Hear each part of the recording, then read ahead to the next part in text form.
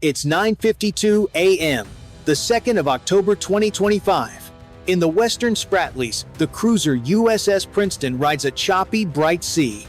Inside CIC, alarms bark, fresh tracks bloom on the scope, racing across the bow. Collision alert, bearing 080. The watch officer snaps. Boots pound, safeties click, hatches slam. Outside, a Chinese Type 52D destroyer lunges ahead at 30 knots, slicing across Princeton's path at knife range. One yaw, and steel meets steel. Flight deck crew freeze. Hands on tie-down chains. The captain grips the bridge wing rail. Voice level. All engines back 1/3. Sound 5 short. Horn blasts rip the air. FA-18 crouch on Ford's deck over the horizon, and E-2D calls the cross on guard. Spray ghosts the bow. Sunlight flares on gray paint, and the gap narrows to seconds. Every eye stares into the white wake. The ocean holds its breath, while two nations test the line between seamanship and a headline nobody wants. Not a shot fired yet. For weeks, tension has been boiling across the South China Sea. Cargo routes that keep global trade alive cut straight through this contested blue expanse. Every freighter here carries fuel, food, chips, and machine parts bound for American stores and factories. Protecting those lines isn't symbolic, it's the plumbing of everyday life. That's why USS Princeton is here. A Grey Guardian riding shotgun for freedom of navigation. One cruiser can't police an ocean, but it can signal resolve, buy time, and anchor a wider team that stretches over the horizon. To the west, the Chinese carrier Shandong cycles J-15 fighters through the haze. To the east, USS Gerald R. Ford holds station with Super Hornets, F-35C, and an E-2D watching the sky. Below, a diesel-electric submarine hunts in patient circles. Above, satellites stare. Space, air, surface, subsurface, the board is full. Beijing calls today a training maneuver. Washington calls the bow cut reckless. Neither captain blinks. Rules of the road mean 5 short blasts and cold professionalism, but pride travels with every wake. On Princeton, sailors tighten straps and keep their voices even. The radar team tracks bearings. The electronic support console logs fresh emissions. The bridge checks engine orders twice. Farther south, Philippine fishermen radio warnings about low-flying jets. In Tokyo and Taipei, staffers refresh ops updates and insurance screens. If this corridor closes, prices jump and shelves thin back home within weeks. America's promise to allies is simple. The sea stays open. China's message is just as simple. We decide who passes and how. That clash is why this quiet day feels loud. If you were standing on that deck right now, whose judgment wins your trust? Type 1 for the US Navy's calm discipline, or 9 for China's raw challenge. 10:07 a.m. The standoff shifts from tension to motion. On USS Princeton's radar, a cluster of echoes flares 3 fast contacts approaching low from the west. They're not missiles, not yet, probably J-15 sweeping in for a close flyover. The commander, CDR James Lowery, doesn't wait. Set condition 1. Spin up Aegis. The Combat Information Center hums to life. Screens bloom green. Targeting circles lock. Range 15 miles, closing fast. A pause. Shandong Flight Group confirming if negative. The bridge crew goes silent. They've trained this 100 times, but training doesn't come with real faces on the other side. Launch alert birds, Lowery orders. From the Ford, 2 FA-18E Super Hornets roar off the deck, contrails slicing the sky. Outside, the Type 52D destroyer Changsha turns slightly, presenting her broadside, her crew lining the rail with cameras and binoculars, recording every reaction. A classic move. Provoke, film, post. The Americans don't bite. Princeton holds steady, speed 15 knots, course unchanged. The goal isn't to win a fight, it's to show control. The kind that unnerves more than any missile. But the sky gets busy. The E-2D Hawkeye reports 2 more radar locks, maybe surface-to-air systems testing Princeton sensors. Maintain MCON, Lowery says. They want you to talk, don't give them the pleasure. Silence becomes its own weapon. The Chinese destroyer flashes signal lights across the waves. U.S. ship, you are in our waters. Princeton answers with a coded light blink that translates to one phrase. Operating in international waters. No anger, no spike in tone, just steady defiance. Minutes stretch. Super Hornets cross overhead, banking low over Changsha in return, keeping legal distance but radiating dominance. Spray flicks across Princeton's bow as the sea tightens. One wrong calculation, one radar lock, and the region could explode before lunch. Then, a ripple beneath the surface faint, almost ignored. Sonar catches it first, a slow-moving contact shadowing both fleets. Lowry exchanges a glance with his sonar chief. Could be a Yuan class, the chief murmurs. Or something else. For now, Princeton holds the line visible, calm, deliberate. In this game, the first to lose patience loses the narrative. 10:34 a.m. The ocean turns glassy, the calm before something bigger. USS Princeton maintains her slow, steady pace, but the sensors say otherwise. Electronic emissions spike across multiple bands. The Type 52D Changsha has gone active, her fire control radar now sweeping wide arcs. It's a statement. We see you, and we're ready. Contact designated hostile track Bravo, Lowry says quietly. No shouting now, just crisp commands. The Aegis system locks in. Countermeasures stand by. Above, the E-2D Hawkeye picks up fresh launches from the Shandong Moore J-15. Armed this time, the radio crackles with encrypted chatter. Princeton's deck crew hustles to clear lines, safety nets snapping into place. One sailor mutters, "This feels different." He's right. Through binoculars, Changsha's crew films again, only this time, they're at battle stations. Gun covers off, missiles angled skyward. The smell of tension carries even across the waves. Princeton stays silent. Bridge lights dimmed. Communications limited to secure bursts with USS Gerald R. Ford. The order: don't escalate, but don't yield an inch. Suddenly, two blips split from the main formation fast, low, closing the gap. The Super Hornets roll in, afterburners roaring, forming a visible wall between Princeton and the incoming fighters. For 20 long seconds, both sides hold course. Then, the J-15 peel away mere meters above the waves, throwing spray over the U.S. cruiser's bow. Cameras flash from both decks. It's over in seconds, but the message lingers. Beijing will push, just to see how far Washington blinks. Inside CIC, heart rates spike, but hands stay steady. Maintain posture, Lowry says. If they want to show, we'll give them discipline. That's when the sonar room calls in again, contact growing louder, closer, circling beneath.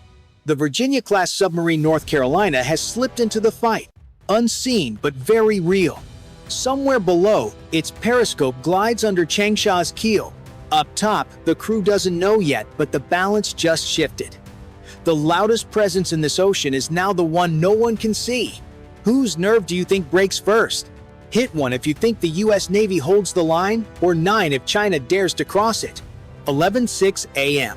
What seemed like a controlled standoff suddenly turns unpredictable. The sonar feed spikes, multiple contacts appearing where there should be 1. 2. No. 5 returns. The sonar chief calls out. Could be decoys or more subs. Lowry leans forward, eyes locked on the screen. They're tightening the box. At the same time, Shandong launches another wave, 4 J-15, flying low, scattering flares across the water. It's a distraction, masking movement below. On the surface, Changsha shifts course again, slicing across Princeton's bow at less than 300 yards. The collision alarm wails. "Recommend evasive maneuver," someone shouts. "Negative," Lowry replies. "Hold bearing. Make them blink first." Then, the sea itself moves. A shadow rolls beneath the port side, broad, heavy, deliberate. For a breath, something breaks the surface, then slides under again. Contact confirmed, sonar reports. New sub unidentified. The room goes silent. Every man aboard feels it. There's another predator here. Lowry glances at his executive officer. "They're showing us they're not alone out here." A pause. "Fine. Neither are we." Deep below, USS North Carolina shifts from passive to active track. creeping through the thermocline like a ghost. She moves within 6 miles of Shandong, periscope just under the waves. Then a single sonar ping. Soft, deliberately unmistakable. The echo ripples through the water, bouncing off hulls across both fleets. Above, the sky falls still. No one speaks. For the first time all day, every ship listens to the same sound. A reminder that beneath all the posturing, the real balance of power hides in silence. 11:32 a.m. The standoff reaches its breaking point. On USS Princeton, every console glows red, every order spoken in clipped, steady tones. The Changsha has turned hard to port, circling like a wolf, her radar beams crossing Princeton's hull. The tension is electric, one radar lock away from chaos. Hostile track now, within 5 miles, reports the Aegis operator. Recommend defensive posture. Lowry shakes his head. No weapons free unless fired upon. He knows what that means. Stand firm while the world watches. Overhead, J-15 streak low, sonic booms rolling across the sea. Their contrails slice over Princeton's deck, leaving vapor trails that hang like scars in the sky. The Super Hornets rise to meet them, banking wide, crossing just feet apart. Each pass is a warning wrapped in discipline. Suddenly, the Changsha fires no missile, but a radar burst, blindingly strong, aimed right at Princeton's sensors. "Electronic attack!" yells the EW officer. The EA-18G Growler dives in response, flooding the spectrum with digital noise. Screens flicker, alarms cry, then clarity returns. Princeton still stands. Below the surface, USS North Carolina moves closer, weapons hot. Her torpedo tubes flood quietly. 6 miles ahead, Shandong's escort sub veers off, breaking formation. The ping from earlier wasn't just a signal, it was a line in the sand. One more provocation, and the American sub could end it all in 60 seconds. On the bridge, Lowry grips the rail. "All stations stand by. No one fires without my word." Outside, waves crash, wind howls, and somewhere between discipline and defiance, both sides hold their breath. Then silence. Changsha slows. The radar beam fades. J-15 turn home. Across the horizon, Shandong alters course east, heading away from Princeton's formation. A final horn sequence, 5 short blasts, rolls across the waves, seamanship over spectacle. On Ford, the last Super Hornets trap aboard.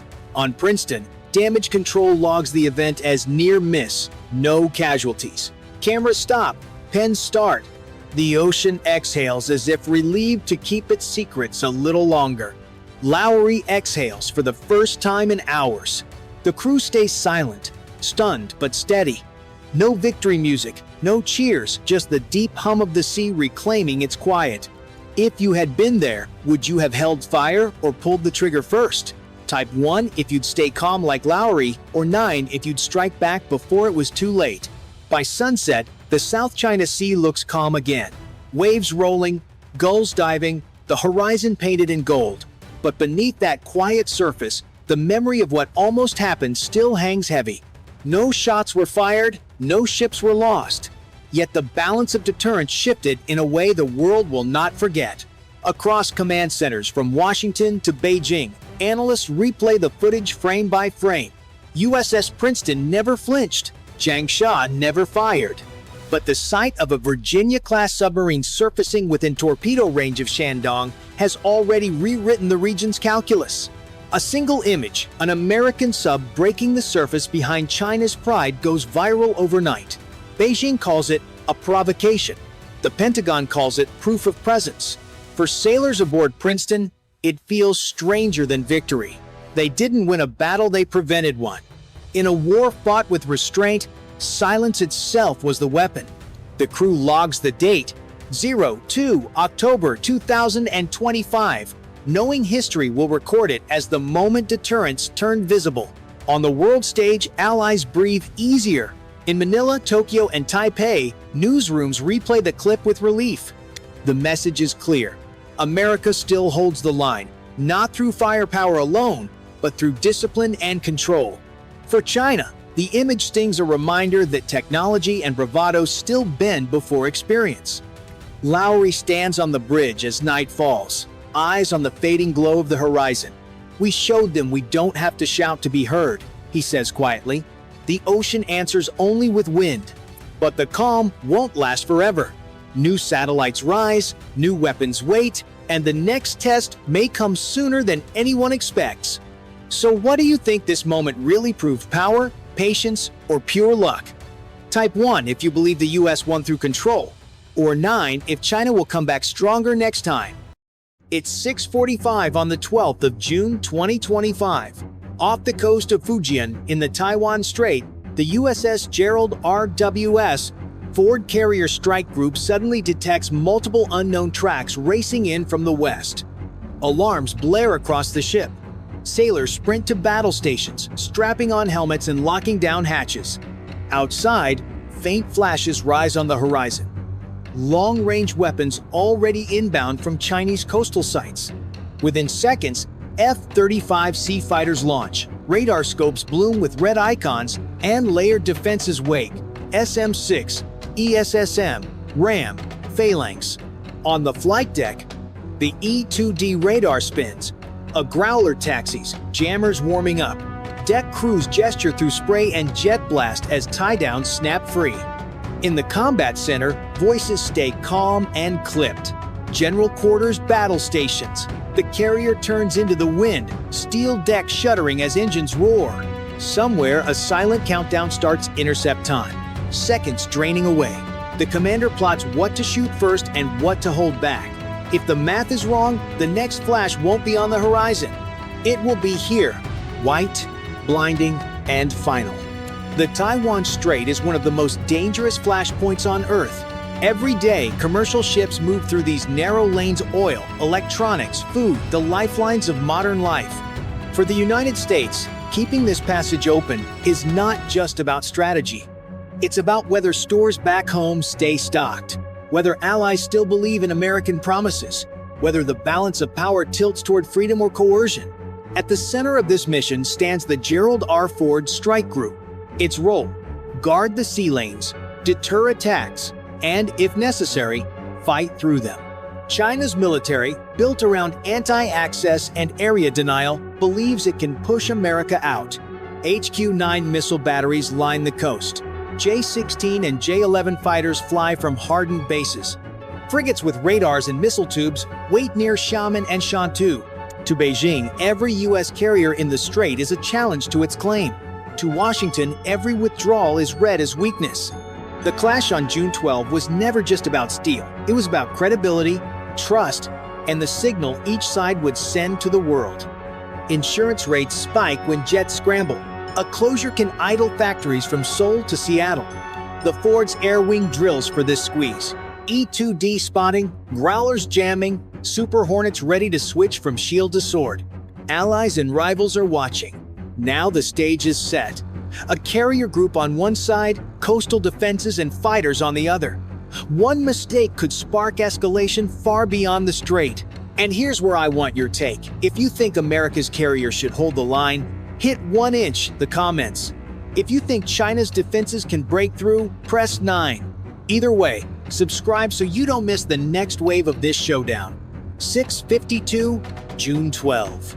Radar operators aboard USS Higgins and Arleigh Burke destroyer screening the Ford call out new contacts fast, climbing, inbound.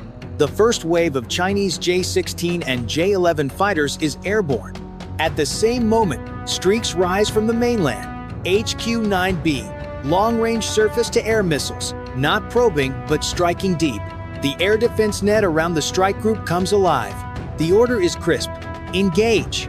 SM-6 interceptors arc upward, leaving long white trails. Seconds later, ESSM Block 2 missiles streak off rails, smaller but faster, meant to kill anything that slips through. RAM launchers swivel, waiting for threats closing inside the shield. Each move is rehearsed but deadly serious. One miss, and steel meets fire. In the air, F-35C from the Ford fire AIM-120D missiles, their stealth and range tipping the odds. J-16 try to break through with PL-15, but American jets have the first shot advantage. Explosions bloom across the sky, white fireballs marking kills. Radio chatter is clipped. Fox 3 splash 1 Bandit. An EA 18 grams Growler cuts through static, pouring electronic noise into enemy radars. Chinese frigates try to guide missiles with tracking arrays, but their screens fuzz and blur. Seconds later, Super Hornets roar and low, releasing AGM-88 harm. Trails streak out, hunting radar signals. Moments later, one of the coastal radars near Xiamen goes dark, a fireball blooming where its antenna once stood. The first exchange is brutal but decisive. Nearly all HQ-9 are intercepted. Multiple Chinese fighters fall before they can fire. On board the Ford, sailors grip consoles, tracking every blip that disappears. No cheers, more red icons appear on the horizon. Then comes the counterstrike. From deep beneath the waves, hatches slide open on a Virginia-class submarine. Dozens of Tomahawks burst upward, wings deploying as they arc toward coastal targets. On the destroyers, more launch tubes ignite. In under a minute, over 90 missiles are in the air. Their targets set: radar stations, missile batteries, and supply depots across Fujian and Guangdong. The battle has only begun. The question now isn't whether the strike group survives the first salvo, it's whether China's layered defenses can withstand what's coming back at them. Explosions ripple across the horizon as the first Tomahawks hit.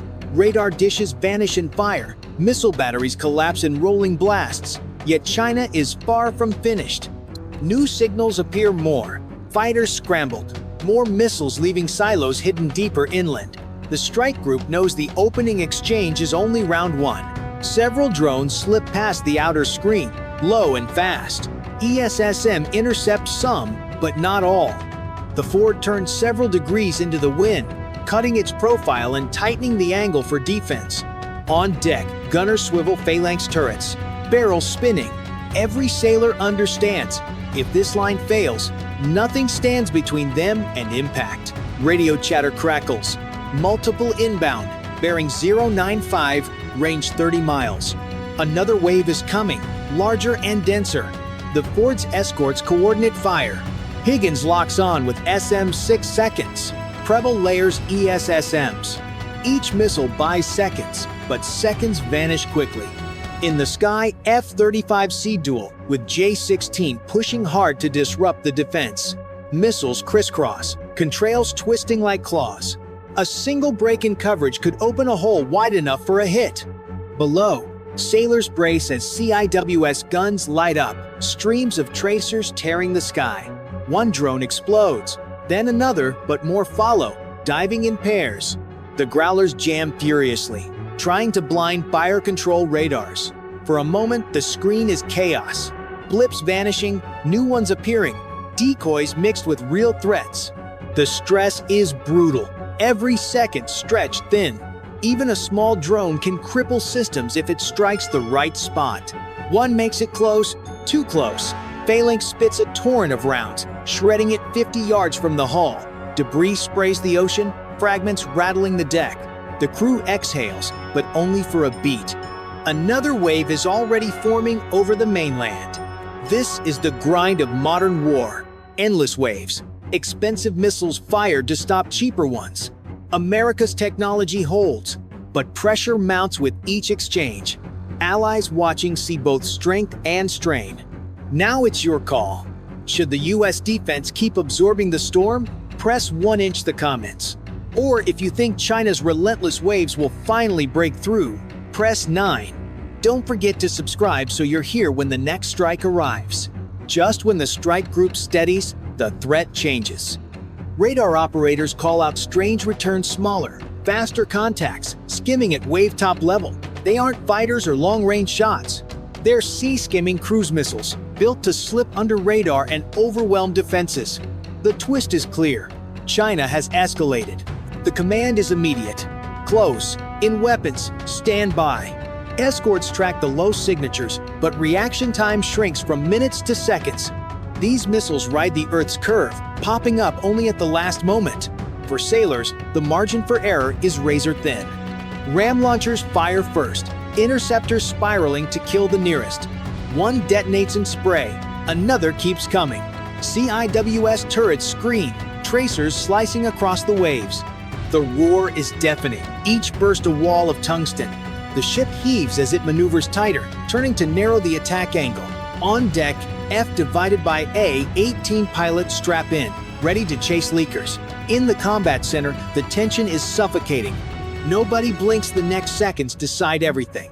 A Growler tries to jam radars, but these missiles are semi-autonomous. They skim and weave, harder to blind, harder to kill. The Ford faces a risk it hasn't yet. Saturation at low altitude. One missile explodes in the water, the plume drenching sailors. Another erupts mid-air, shredded by CIWS fire. Yet more icons appear, salvos staggered to drain ammo and focus. It's not just about striking the carrier. It's about forcing America to show its limits. Magazines run hot. Crews reload at a sprint, no pause. Every second matters. Every shot counts. If even one missile slips past the wall of fire, the world's most advanced carrier could be crippled. The horizon is chaos. Multiple salvos close in, some sea skimming, others diving from altitude. The Ford's defenses are stretched to their limit. Every second feels like the last chance to fire. Engage! Engage! Sizz Gun's hammer bursts, lighting the night. Tracers carve the dark sky, a glowing curtain between steel and fire. One missile shatters mid-air. Another detonates in the sea, geyser rocking the deck. But more keep coming. A Ram missile intercepts a low flyer, exploding so close that fragments rain across the water. The ship rattles as sailors grip stations. A drone-sized blip sneaks through. Phalanx whirls, barrels shrieking. The target erupts just yards from the hull. Shockwave slams the carrier, but the deck holds. In the air, F-35 Sea Chase, J-16 trying to launch another volley. Dogfights, flare, missiles streak, radios crackle. Splash one bandit. Two more inbound. Launches and counter-launches blur, each a coin toss between survival and disaster. On the Ford, magazines empty and reload in frantic cycles. Sailors run, sweat stinging eyes, adrenaline masking exhaustion. The smell of cordite hangs heavy, yet the wall holds barely. Then comes the final push. A swarm of low-level missiles races in together, timed to overwhelm defenses. Higgins fires SM-6. Preble fires ESSM. The Ford unleashes its last Ram salvo. Guns thunder until barrels glow. One by one, targets vanish. But one keeps coming straight, fast, lethal. The combat center goes silent. Phalanx fires its last burst. Sparks streak, shells rip the night. Impact seems certain until the missile erupts in a fireball, torn apart 50 yards short. Spray drenches the deck. Sailors cheer, some collapsing in relief. The last wave is gone. The horizon clears. Damage control teams stand by below decks, hoses staged and patch kits ready. And E2D calls picture clean. Growlers throttle back, saving jammers for the next round. On the bridge, white-knuckled hands finally ease off the rails. For now, the Ford stands. America proved it can hold under extreme pressure. China showed it can adapt, forcing costly defenses again and again. Now it's your call. If you think America's stand means dominance will last, press 1 inch the comments. If you think China's relentless tactics will tip the balance in the next round, press 9. And subscribe so you don't miss the next fight in this escalating showdown. The guns fall silent. Smoke drifts across the waves, mixed with debris from drones and missiles shattered mid-air. The USS Gerald R. Ford still floats, battered but intact. Its escorts circle close, radar sweeping, crews alert for the next surprise. Against overwhelming odds, the strike group survived. Damage control parties move fast, patching scorched bulkheads and clearing fragments from the deck. Sailors are drained, uniforms soaked in sweat and grime. Yet relief runs through the ship because the carrier remains in the fight. For the US, the message is clear. Layered defense works. SM-6, ESSM, RAM, and CIWS stopped salvo after salvo. But the cost is staggering, millions spent to kill weapons that cost far less. It proves the shield can hold. Yet it also shows how thin the margin island for China. The defeat is painful. Over 40 fighters gone, key radar sites destroyed, missile battalions wiped out. The PLA retreats its defenses 200 kilometers inland, surrendering the skies near Fujian. The failure of the anti-access shield shakes Beijing's strategy and its image abroad. The wider world takes note. Shipping lanes reopen, markets steady, and allies breathe easier knowing America can still protect the strait. But they also see the price of modern conflict. Enormous firepower spent in hours, with no guarantee the next battle won't be worse. Result: the US holds the line, but at heavy expense. China suffers a major setback, yet remains capable of adapting. Both sides understand this clash is not the end, it's only a beginning. The next exchange may bring cyber strikes, space weapons, or even larger missile swarms. So here's the question: if you think America's stand proves its dominance will last, press 1 in the comments. If you believe China's relentless tactics will shift the balance in the next round, press 9. And subscribe so you don't miss how this showdown escalates.